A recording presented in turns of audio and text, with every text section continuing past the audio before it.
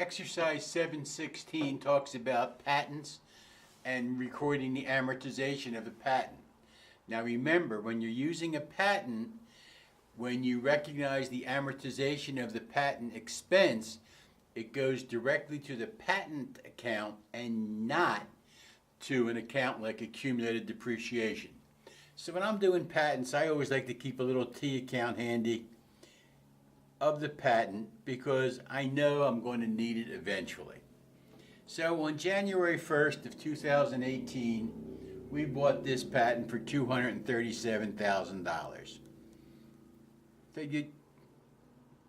So $237,000 debit to patents and a $237,000 credit to cash. So 237.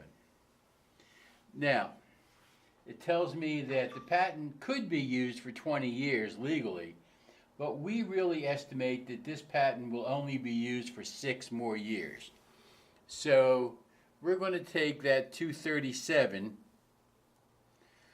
and divide by 6, because that's what we're going to get out of it in terms of usefulness, and that works out to $39,500 a year. So we'll debit amortization expense $39,500 and we'll credit the patent $39,500. So $39,500. And another year passes and we have another $39,500 amortization expense and $39,500 credit to patent. The patent has now gone down in value by 2 years worth of amortization. Now in 2020 we have a successful lawsuit. We defend it in an infringement, and when that happens we get to add that to the patent. If we lost the infringement suit, it would just be legal expense, but it worked. So we defended our patent. It cost us $57,000 in legal fees and bribes or whatever. So we get to add that to the patent. And then in December 20th, the end of that year, we get to recognize depreciation again. Here's where we're going to need this. So we need the 237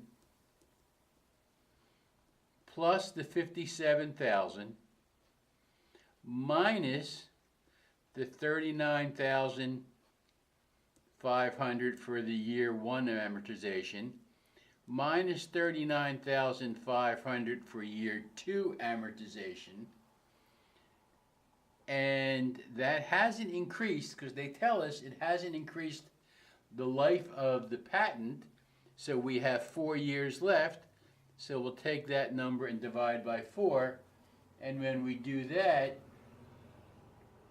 we come up with $53,750 is the new amount that we will be amortizing to our patent expense. So, just a little bit different. It's straight line, but instead of using a contra account like accumulated depreciation, we go directly to the patent and reduce it accordingly.